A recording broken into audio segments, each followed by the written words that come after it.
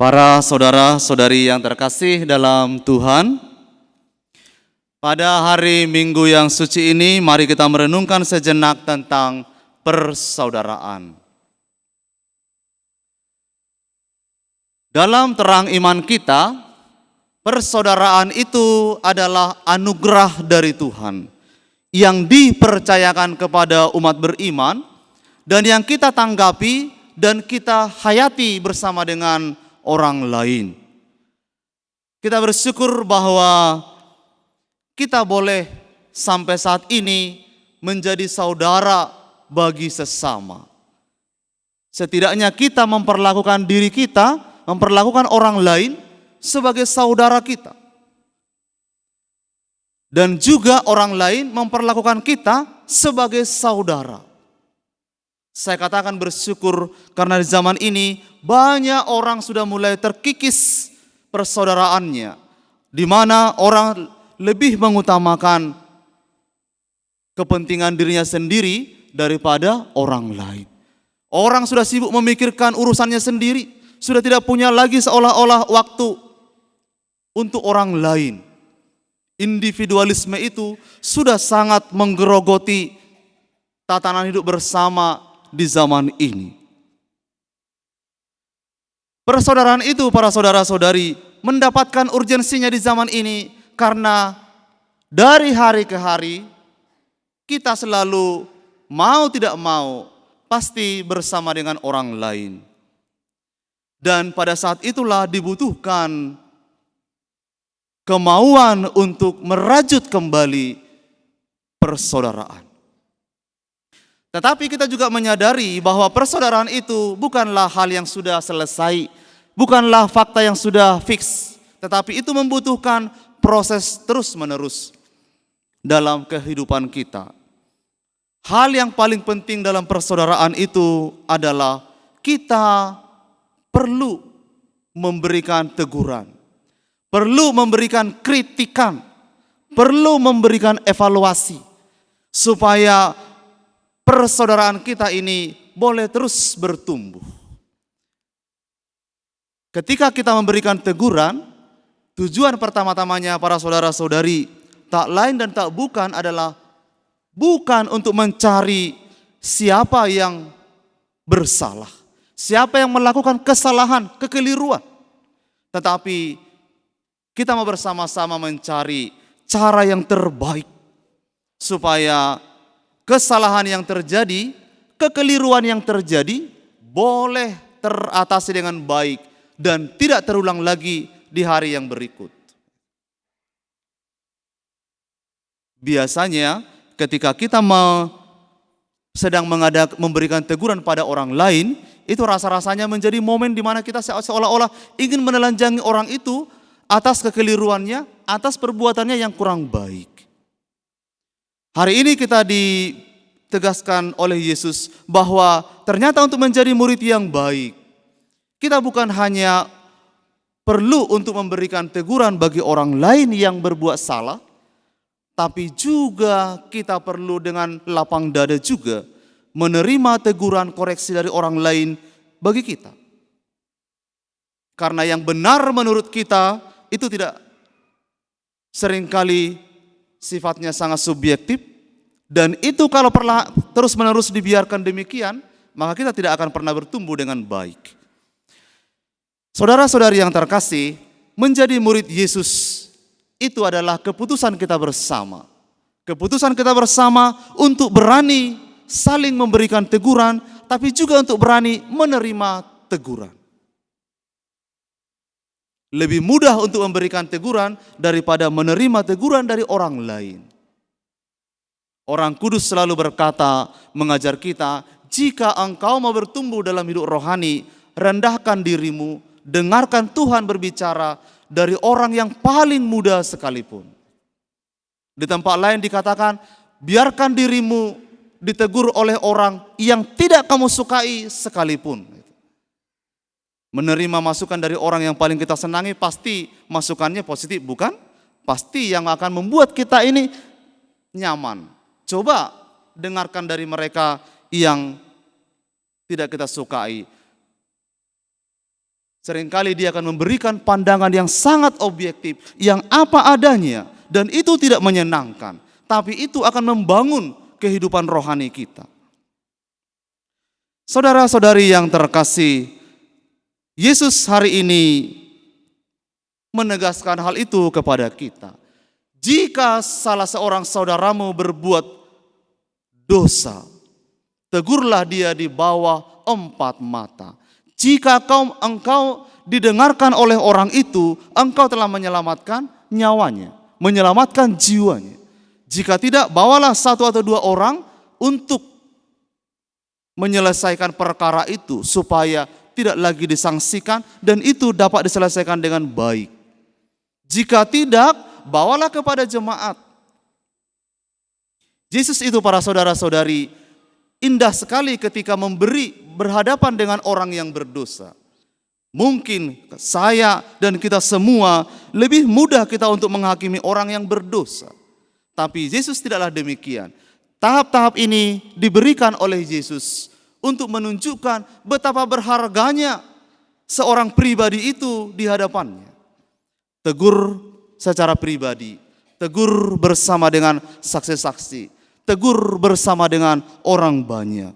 Bukan untuk mempermalukan, tapi untuk memberikan waktu, memberikan kesempatan bagi orang itu untuk menyadari kedosaannya, lalu berpaling pada Allah.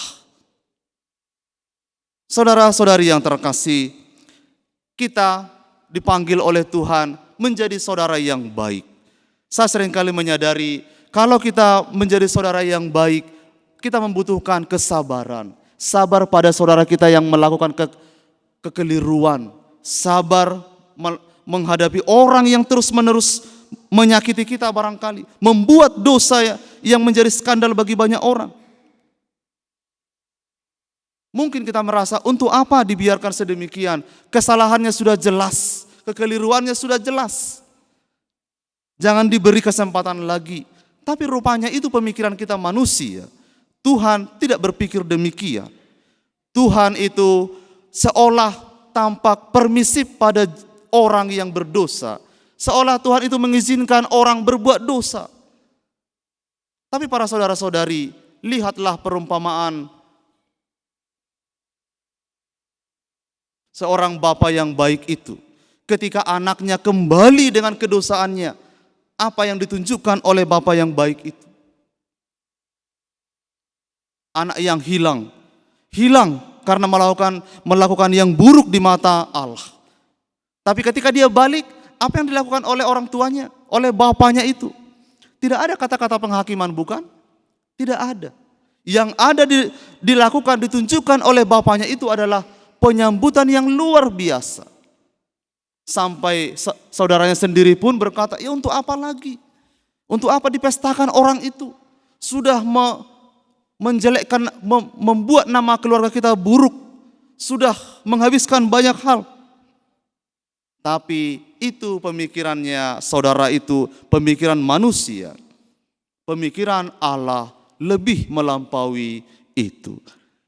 Hal itu juga para saudara-saudari yang mau ditunjukkan oleh Yesus di sini, bahwa Yesus bukan sedang permisif pada perbuatan dosa, tapi ingin memberikan kesempatan bagi orang berdosa untuk bertobat. Demikian juga dengan seorang perempuan yang ketahuan berzina itu, dibawa kepada Yesus. Orang-orang banyak berkata, lihat ini ketahuan berbuat dosa. Semua tangan mereka sudah menggenggam sekepal batu, bersiap untuk melempar perempuan itu. Tapi para saudara-saudari, apa yang dikatakan oleh Yesus? Ayo, siapa di antara kamu yang tidak berdosa, lempar tuh batu pertama pada perempuan itu. Dan dikatakan dalam kitab suci, satu persatu genggaman itu, batu itu, satu persatu di antara mereka melepaskan batu itu. Yesus pun tidak menghakimi perempuan itu. Saudara-saudari, itulah kiranya yang mau juga menjadi semangat kita dalam hidup kemuritan ini. Menjadi murid Yesus adalah keputusan untuk berani memberikan hati yang terbuka pada orang yang berdosa. Memberikan tangan kita untuk orang-orang yang membutuhkan pertobatan. Penghakiman, pembiaran, itu dua hal yang kiranya tidak akan memberikan apa-apa bagi orang yang berdosa. Menghakimi orang yang berdosa hanya membuat orang itu akan terus tenggelam dalam dosanya. Membiarkan orang berdosa juga akan membiarkan dia binasa oleh dosa-dosanya. Maka para saudara-saudari, indah sekali yang dikatakan dalam bacaan pertama, kalau saudaramu berdosa, melakukan yang buruk di mata Tuhan, itu bukan tanggung jawab dia semata, tapi juga tanggung jawab kita bersama. Membiarkan orang berbuat dosa atau tidak memberani untuk menegur orang yang keliru, melakukan kekeliruan, mungkin kita ingin ambil nyamannya supaya saya juga tidak ikut di dalamnya, tampaknya baik. Tetapi para saudara-saudari, itu bukanlah semangatnya murid yang baik. Itu seolah ingin menunjukkan bahwa saya ingin selamat. Biarkan orang itu menanggung perbuatannya sendiri. Itu bukan hal yang baik. Saudara-saudari yang terkasih, mari kita terus memperbaharui hidup kita. Marilah kita terus berusaha untuk menjadi saudara yang baik. Hidup kita ini tidak lama kok di dunia ini, ya kan? Tidak lama. Usia juga kita semua tahu. Tidak lama-lama.